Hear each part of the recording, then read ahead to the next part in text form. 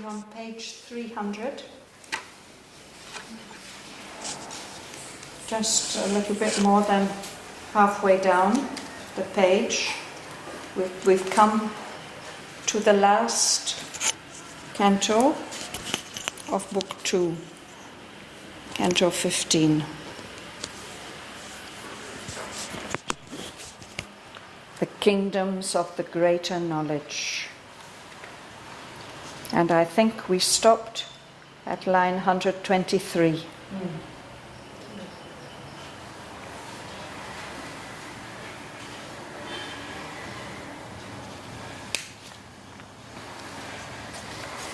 So I'll read to the end of the canto.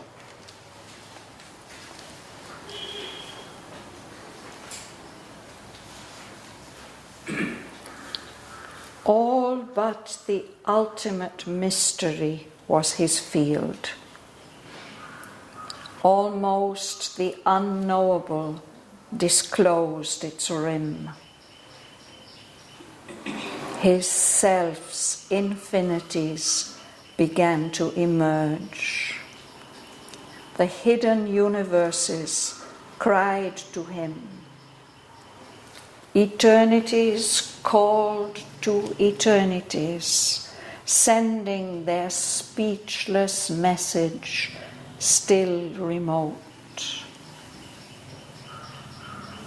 Arisen from the marvel of the depths and burning from the superconscious heights and sweeping in great horizontal gyres, a million energies joined and were the one. All flowed immeasurably to one sea. All living forms became its atom homes. A panergy that harmonized all life held now existence in its vast control. A portion of that majesty he was made. At will he lived in the unoblivious ray.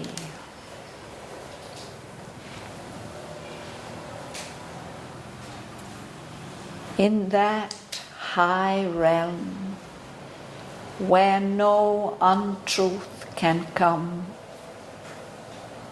where all are different and all is one, in the impersonal's ocean without shore, the person in the world spirit anchored rode. It thrilled with the mighty marchings of world force. Its acts were the comrades of God's infinite peace. An adjunct glory and a symbol self, the body was delivered to the soul. An immortal point of power, a block of poise in a cosmicity's wide, formless surge. A conscious edge of the transcendent's might, carving perfection from a bright world stuff. It figured in it a universe's sense. Their consciousness was a close and single weft.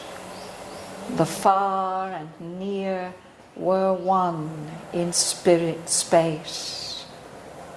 The moments there were pregnant with all time. The superconscious screen was ripped by thought. idea rotated symphonies of sight. Sight was a flame throw from identity. Life was a marvelous journey of the spirit, feeling a wave from the universal bliss.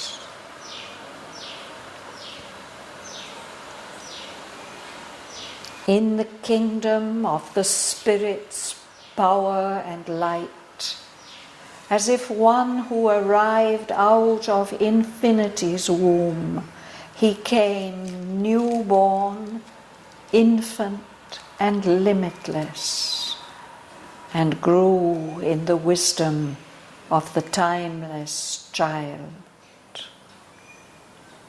He was a vast that soon became a son.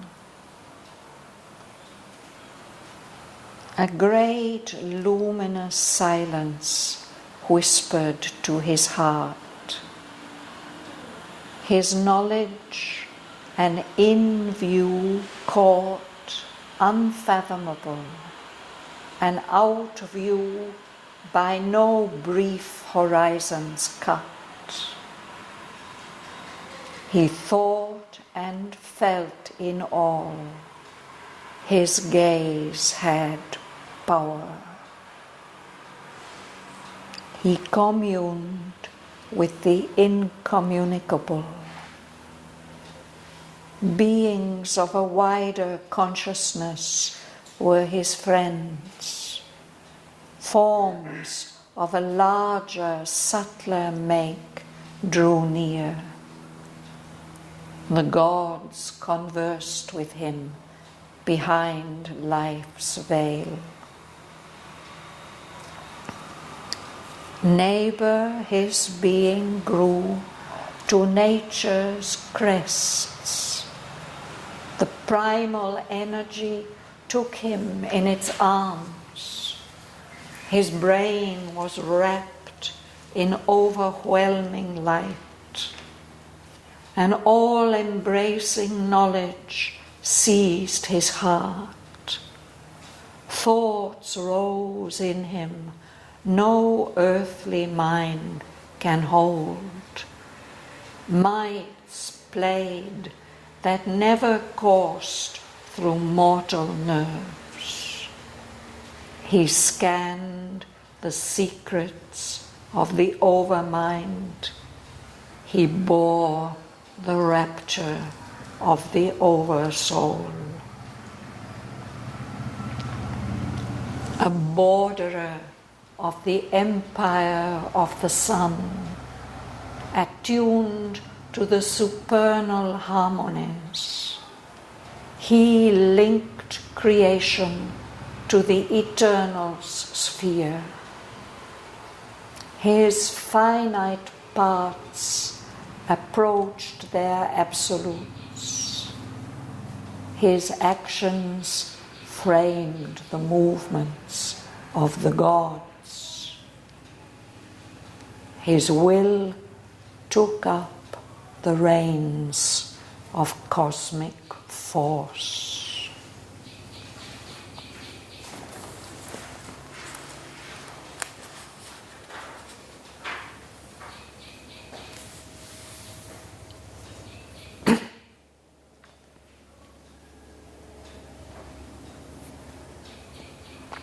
Which way are we reading? Yes. Nergis, would you begin? On line 124. Yeah.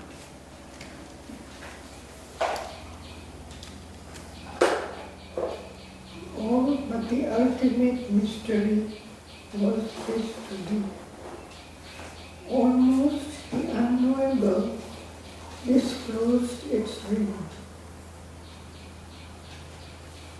Would you like to read the next sentence as well? His self-infinities began to emerge. The hidden universes cried to him. Eternities called to eternities. sending their speechless message, still remote. Yes.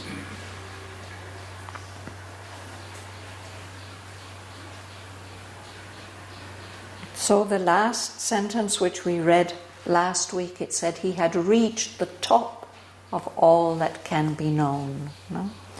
And here it says that everything except the ultimate mystery of the supreme unknowable, was his field. He could move freely and see everything except that ultimate mystery. And almost the unknowable, that which cannot be known. It almost disclosed, revealed its rim, the very edge of itself. So he's come to a very, very high realization. And in himself, in his own consciousness, that means that his own, the infinities of himself, the limitless aspect of himself began to emerge. And he seems to be hearing appeals or calls from the hidden universes. There's not just one universe, there are so many universes. So those hidden universes cried to him. It seems as if there are many eternities also, not just one. Eternities called to eternities, many limitless infinities and eternities. But they are calling to each other, sending their message, their speechless message, the message that's coming from those eternities. The messages perhaps are not expressed in words, not expressed in speech, but perhaps in vibration. They are still remote, they are still far away, but he begins to be aware of their existence and their presence. Arising from the marble of the depths and burning from the superconscious height, slipping in great horizontal gyres, a million energies joined and were the one. Yes. So there are energies coming from all directions. They're coming up from the depths, the marvel, the mystery, the wonder of the deep spaces, and they come burning down from the superconscious heights, and they move around in great horizontal gyres. A gyre is that circular movement that sometimes the great birds do. You know, they circle around on the thermals, going around and around. It's a horizontal circular movement. So this is these million energies, and it doesn't mean a million. It's not limited to 1 million. An uncountable number of energies joined. They come together, and all together are the one.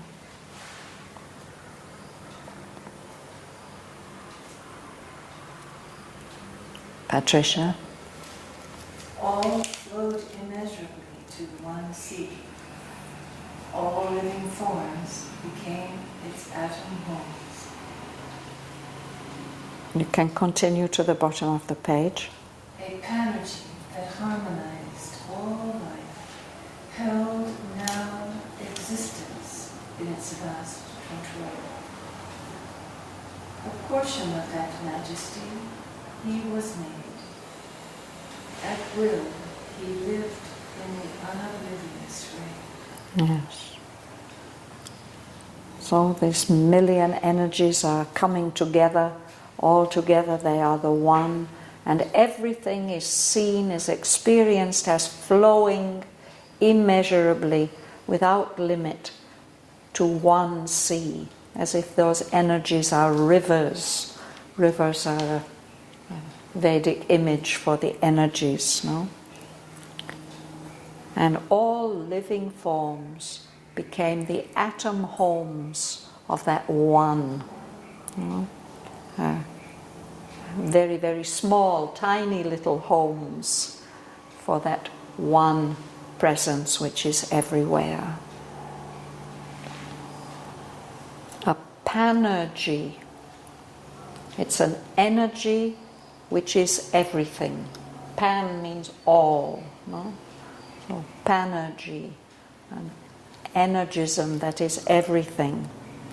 So because it is everything, it harmonizes all life and it holds existence in its vast control. This is his experience now. This is what he experiences: one force, one energy, holding everything together, controlling everything. And he himself feels himself that he's been made a portion, a part of that majesty, of that tremendous universal energy. And he's able to live at will whenever he chooses. He can live in the unoblivious ray, a ray of the consciousness which has not forgotten the truth, the reality. That unoblivious ray which is symbolized by our ray of sunlight there in the chamber.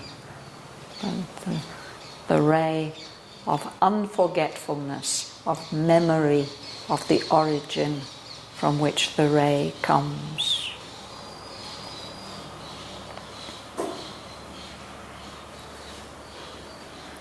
Yes, please. In that higher realm where no untruth can come, where all are different and all is one. In the impersonal's ocean we are sure, the passion in the world's big anchored road, it thrilled to the mighty marchings of earth force. His acts were comrades of God's infinite peace. Yes.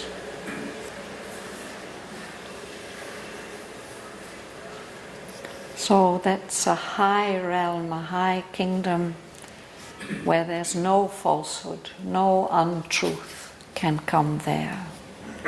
And all are different and all are one. So again we find this sounding as if it's something like what we have heard about the supramental plane, the plane of truth consciousness, where all differences are harmonized. Everything is in its place and there's a oneness. But I will explain when we get to the end why I think that we are not in the supermind here. We are in a realm which is like that, which is reflecting it, very close to it. But like in the supermind, contradictions are reconciled there.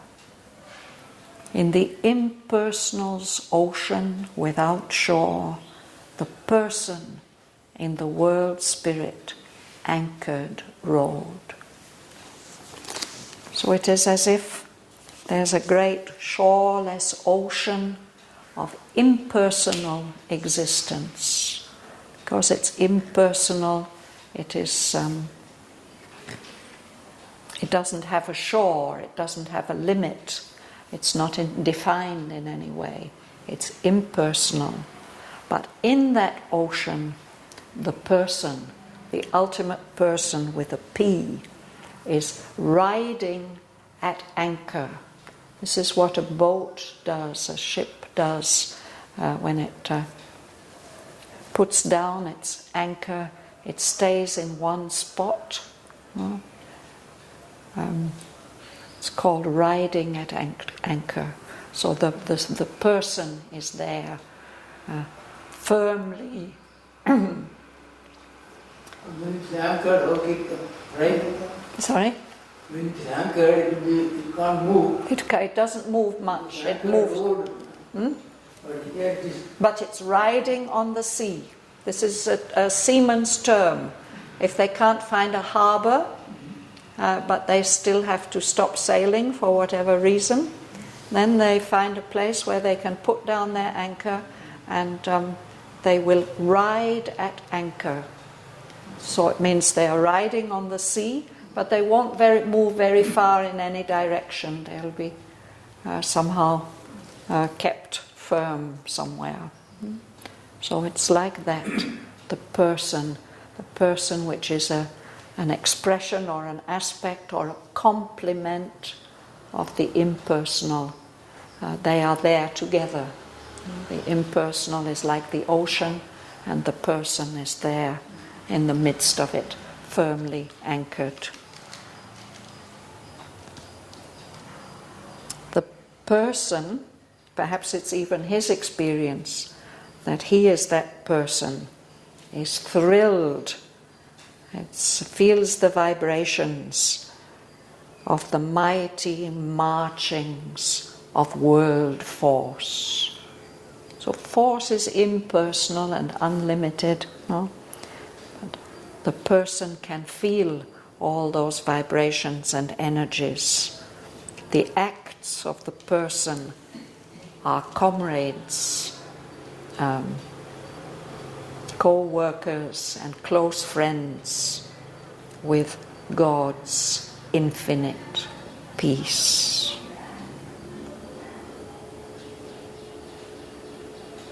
I think perhaps this describes King Aswapati's experience, the experience of being like floating, riding, firmly anchored in this ocean of impersonality.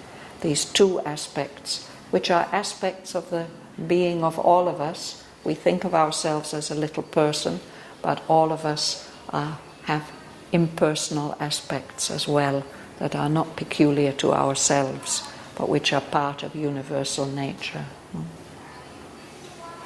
Here this is on a universal scale.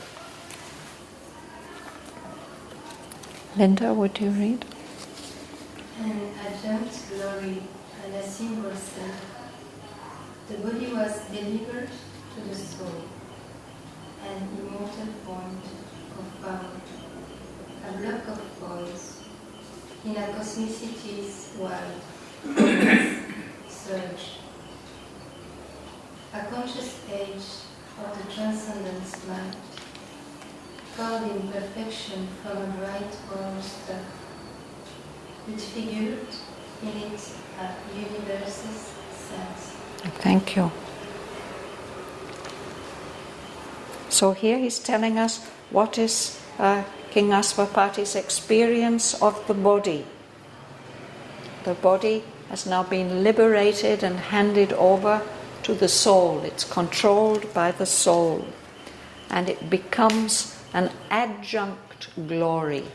The soul in itself is a glory, but the body becomes a connected glory, an adjunct. It's something that's joined and added on. And at the same time, the body becomes an expressive symbol of the soul. It becomes a symbol self. That would be the ideal thing for our bodies to be. The body is an immortal point of power. So within all that universal vastness, the body has a form and a location. But it experiences its immortality. And it's a block of poise. There's something solid, in balance, poised, not shifting this way or that way. There it is. There's this block, this point of power in that ocean, that wide, formless surge of universe, cosmicity. I think Sri Aurobindo has perhaps made up this word of universalness, if we put it in a very crude way.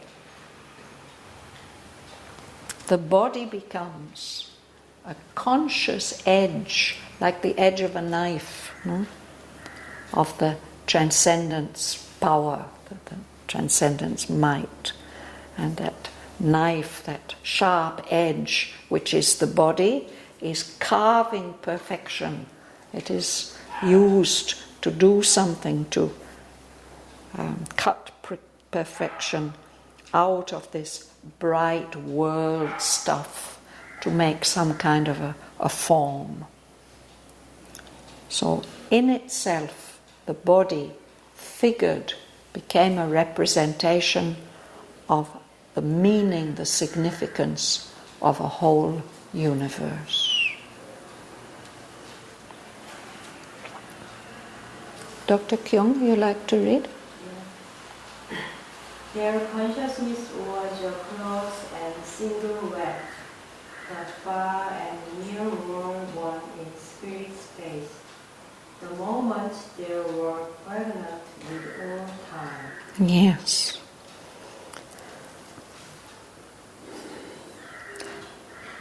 Consciousness, we talked about this before, the way that everything is connected, a weft where things are woven, everything is connected with everything else. So consciousness is experienced like that, like a fabric, closely woven, a single weft, nothing is separate. The far and the near were one in this spirit space. And there are moments, but those moments are pregnant with, they can give birth to all time. Yes, they contain all time within themselves, each moment. The atom containing all the universe. Yes, yeah. Yes. Leila. The superconscious screen was lit by thought. Idea rotated symphonies of sight. Sight was a flamethrower from identity. Life was a marvelous journey of the spirit, feeling away from the universal bliss. Mm.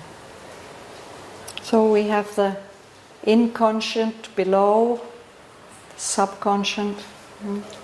There's this little area that is conscious to us. There's so much that is superconscient, which is above our range of consciousness. And so much that is superconscient to us, King Aswapati has already assimilated and made part of his consciousness. No? And now he's at a very, very high level, perhaps almost the topmost level there. So that screen, whatever is veiling the even higher consciousness beyond, thought is able to penetrate that. It's ripped, the superconscious screen was ripped by thought.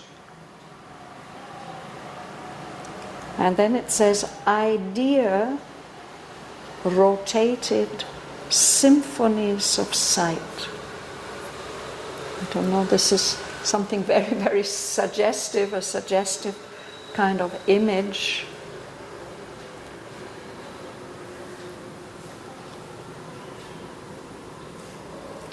Idea,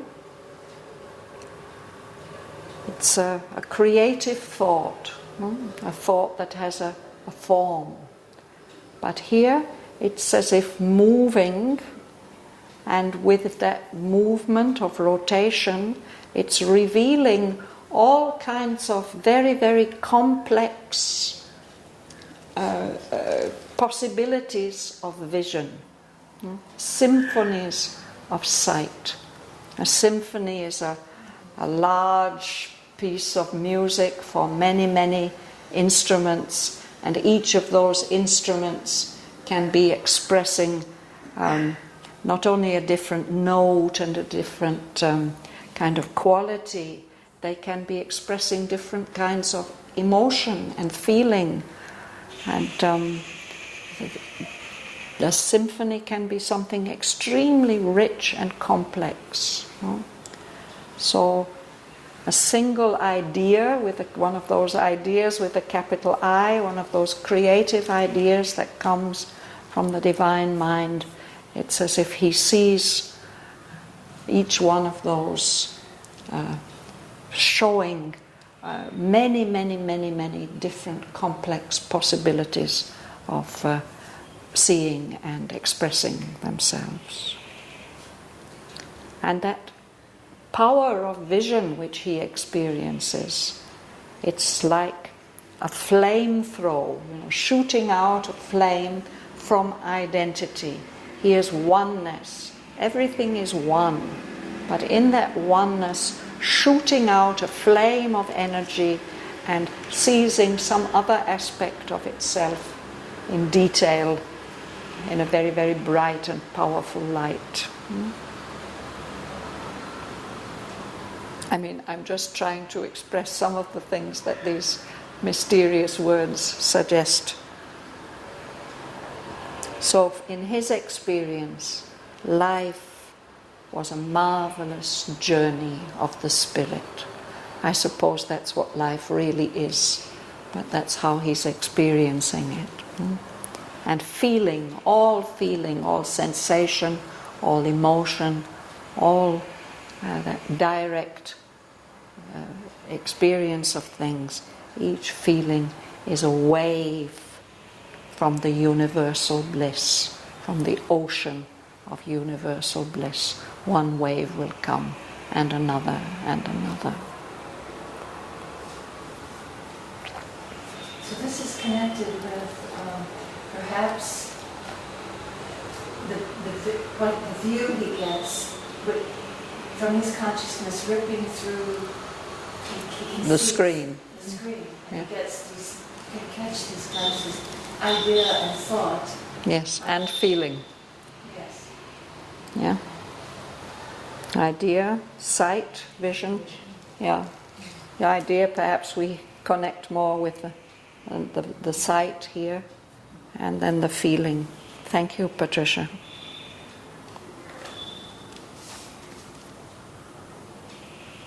Joel, you'd read? In the kingdom of the Spirit's power and light, as if one who arrived out of infinity's womb, he came newborn, infant, and limitless, and grew in the wisdom of the timeless child. He was a vast that soon became a son. So that's where he is. He's in the kingdom of the Spirit's power and light. And he has this feeling of being completely newborn, as if he's just arrived out of the womb of infinity into this kingdom. He's newborn, infant, small, with everything, all possibilities before him, limitless. And there, just by being there, he can grow in that wisdom of the timeless child, that ever youthful, growing aspect of the divine, which we can call the Hiranyagarbha. It's forever creating new possibilities. He experiences himself as a vastness, and that vastness becomes a vastness that is full of light and energy and power, glowing like a sun of divine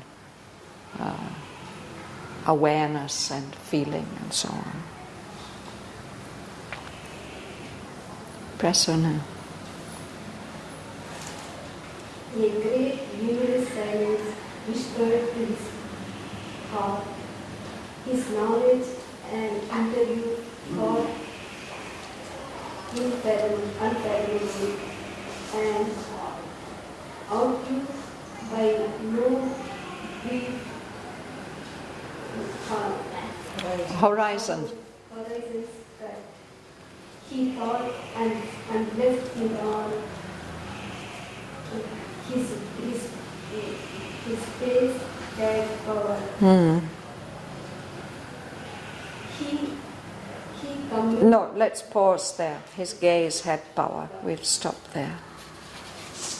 So there's a silence, a great silence full of light, but it's whispering something, very, very quietly saying something, although it's a silence.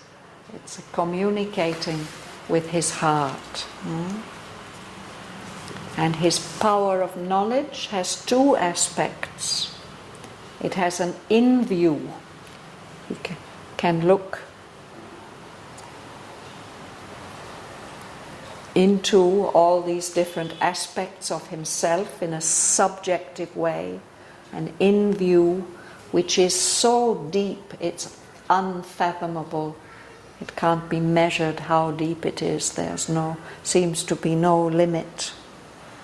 And at the same time, there's an out view. There's a way of experiencing things as if outside himself. But that out view also seems to have no limit. It's not cut by any horizon near or far. An out view by no brief horizons cut. So again, this is a quality that Sri Aurobindo speaks about as being aspects that the rishis have mentioned about the truth consciousness, what they call the truth consciousness, that it had this possibility of simultaneous in-view, of direct inward perception, and at the same time the out-view of apprehension, of getting hold of something outside, in an outward way, objective way. At the same time, he's feeling identified with everything. He thought and felt in all. And his gaze, his power of vision, had power by looking at things. Not only he can know about them, he can not only identify with them, think and feel in them, he would have power, he could act on them.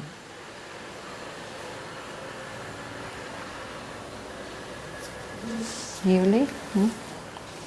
He communed with the incommunicable. Beings of a wider consciousness were his friends. Forms of a larger, subtler leg drew near. The gods conversed with him behind night's veil.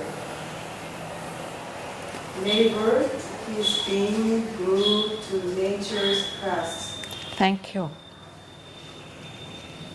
So there's also some communication possible. He communed with, he could have a communication with the uncommunicable, which is what is beyond all expression, what we can't say anything about. No? And yet that possibility of communication is there. And then there are beings of wider consciousness, and with them he has a close relationship. They were his friends. Forms come, forms of a larger, subtler make. So they are made of a different kind of substance that is both vaster and much finer. And there are communications with the gods, the cosmic powers. Behind the veil of life and the actions and movements and experiences of life, there's an inward communication with these cosmic powers.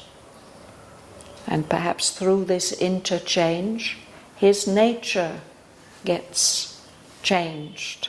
His nature, his being grew his whole being grew.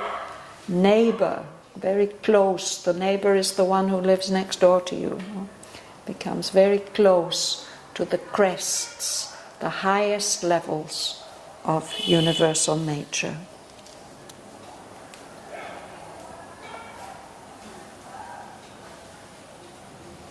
The primal energy took him in its arms. His brain was wrapped in overwhelming light. An all-embracing knowledge seized his heart. Thoughts rose in him no earthly mind can hold. A might great that never called through mortal nerves.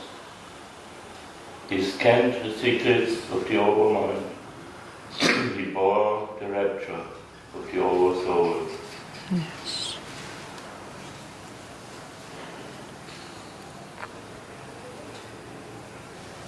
Yes, first, so the primal energy, the original creative force, conscious force, took him in its arms. And he has this experience of the brain being enveloped in overwhelming light, powerful light. An all-embracing knowledge seized his heart. It's as if it comes and gets hold of him. Thoughts rose in him. No earthly mind can hold.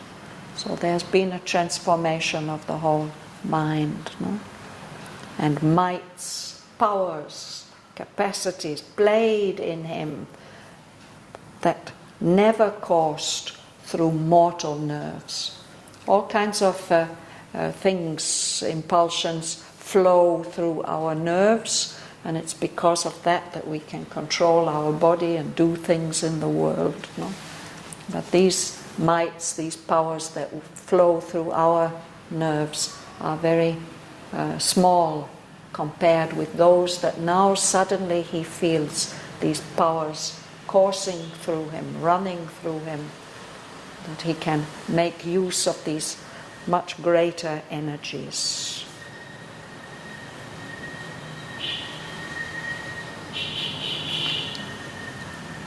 He's able to scan, to overlook at a glance the secrets of the overmind. And of course this is a technical term in Sri Aurobindo's psychology. It refers to the highest level of mind. And he's in contact with the bliss, the delight of the over-soul. Just as there's an over-mind, there's a level of soul which is, we can say, in contact with all individualized souls, an over-soul.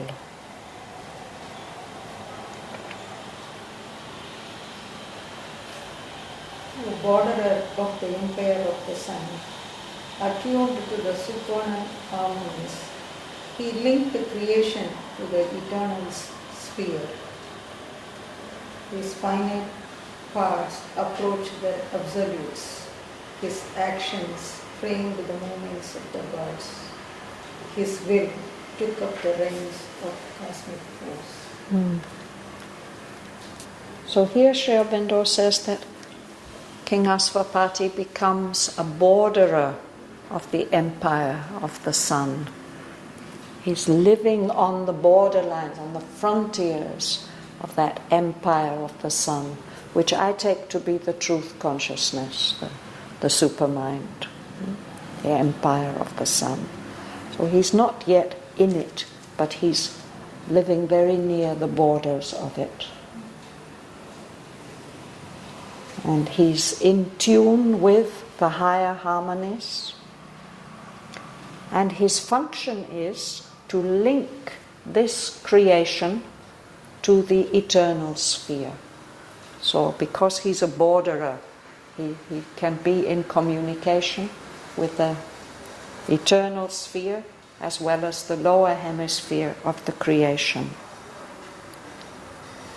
So all these finite parts in him, his nature, all the different aspects of his nature become very close to their absolute expressions, their most complete and total and essential expressions. In his action, he's providing a framework for the movement of the gods, the cosmic powers. His will took up the reins of cosmic thought. And this is very interesting that in this last line of Book 2 here, we get an allusion to King Asvapati's name. He is King Asvapati. He's the one who's the lord of the horses.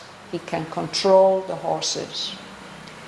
The horses are the life energies, and we take it in an individual sense that a person who can control their life energies is the Asvapati. But here this Asvapati aspect has become cosmic, it's become universal. There's a very early Upanishad, the Brihada Aranyaka Upanishad, which describes the whole cosmos as a gigantic horse. Dadikravan is the name of that horse. So he's now able to take up the reins of that universal horse and force. He can control it with his will. This is the level at which he has reached.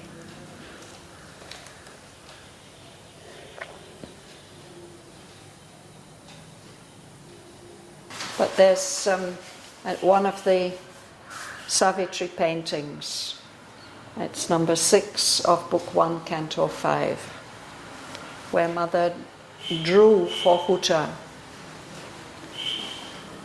a kind of cosmic map of all the planes of consciousness, starting from the inconscient at the bottom, dark blue, and then the physical, living matter,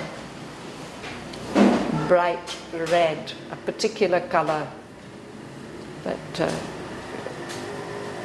she assigned to the physical. And then above that, a violet color, the life worlds. And above that, there are several layers of mind. The lower layers are different shades of blue, a darker blue, lighter shades of blue, and the top one is a bright yellow. These are the levels of mind, our ordinary lower mind, and then the levels of the higher mind and spiritual mind and so on. And then there's a level which has all colors, spots of many, many colors. And this is the overmind, which contains everything. And above that, there's a band of golden paint. And this represents the overmind gnosis, the greater knowledge, we could say. If you just look at the picture without a clue, you might think that is supermind. But actually Mother was drawing the map without supermind. I'll explain why. Above that golden plane, then there are 4 levels, different shades of white. Huta had a lot of difficulty in getting the colors right for this picture. And Mother said, how can I tell you, these are lights that I experience. But these are levels of Satchidananda. Satchidananda is a single consciousness But there are levels where, for example, Ananda is more predominant, and a level where force is more predominant, and a level where consciousness is more predominant. And the highest is the level of pure existence of Sat, pure white. And there Mother drew a borderline. And on the borderline, she said, there are beings, there are human beings even, who've been able to go beyond that level of pure existence, that level of Satchitananda, and then they've come out of the manifestation, they've come into the transcendent eternal world, and they experience it as empty. It is described as the void. But she said it's not really empty. It's actually packed full of all possibilities, infinite possibilities. And she explained to Hutta that what Sri Aurobindo did was he went beyond that border and he got hold of a new possibility and brought it into the manifestation. So that new possibility is the supermind.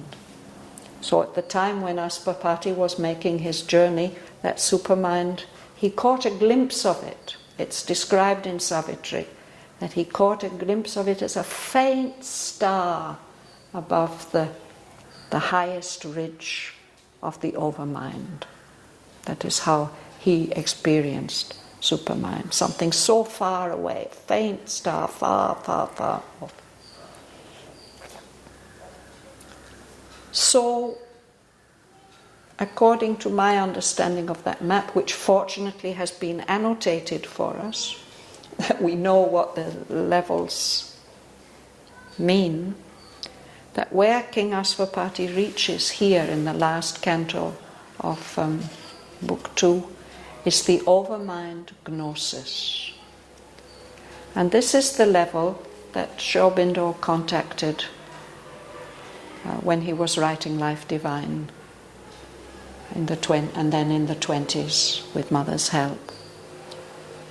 And he thought that was the supermind. Afterwards he explained it. It has all the characteristics of supermind. This capacity of reconciling contradictions, being one and many at the same time. But it's actually only a reflection on the highest level of overmind, of the true supermind. And when he had that siddhi in 1926, and then he started to work directly on matter, he found that overmind gnosis, it's very, very powerful, but it's not powerful enough to really transform matter. And so, in a way, they had to start the whole yoga again, and he had to take a new approach. So this has been written about in one of Amal Kiran's books in a very interesting way. Shraddhavan has spoken to us about it on a couple of occasions. So it was then only in the late 30s that Sri Aurobindo wrote to Nirodbaran that I've caught the tail of the supermind and I'm pulling it down by twists, he said. So of course, Mother told us that he could bring, she saw the supermind flooding penetrating his body, but she said he wasn't able to fix it here in matter. So that's what happened only after February 1956. So that's my personal interpretation of these kingdoms of the greater knowledge.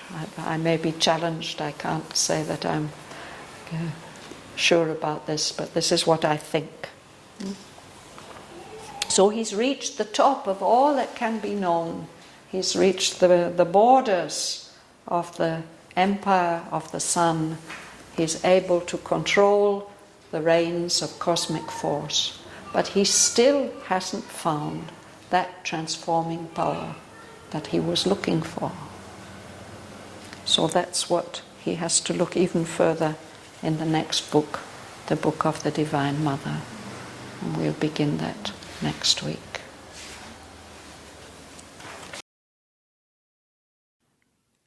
All but the ultimate mystery was his field. Almost the unknowable disclosed its rim. His self's infinities began to emerge. The hidden universes cried to him. Eternities called to eternities, sending their speechless message, still remote. Arisen from the marvel of the depths, and burning from the superconscious heights, and sweeping in great horizontal gyres, 1,000,000 energies joined and were the one. All flowed immeasurably to one sea. All living forms became its atom homes. A banerjee that harmonized all life held now existence in its vast control. A portion of that majesty he was made. At will he lived in the unoblivious ray.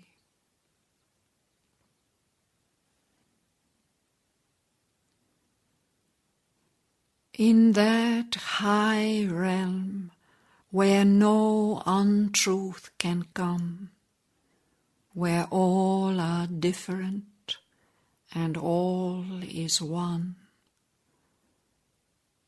in the impersonal's ocean without shore, the person in the world spirit anchored rode. It thrilled with the mighty marchings of world force. Its acts were the comrades of God's infinite peace. An adjunct glory and a symbol self, the body was delivered to the soul. An immortal point of power, a block of poise in a cosmicity's wide formless surge. A conscious edge of the transcendent's might, carving perfection from a bright world stuff. It figured in it a universe's sense. Their consciousness was a close and single weft. The far and near were one in spirit space. The moments there were pregnant with all time. The superconscious screen was ripped by thought. Idea rotated symphonies of sight. Sight was a flame throw from identity. Life was a marvelous journey of the spirit, feeling a wave from the universal bliss.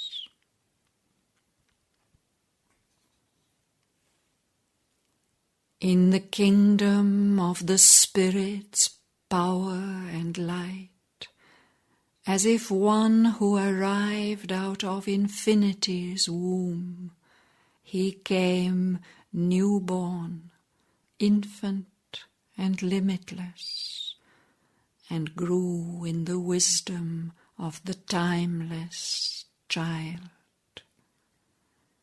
He was a vast that soon became a sun,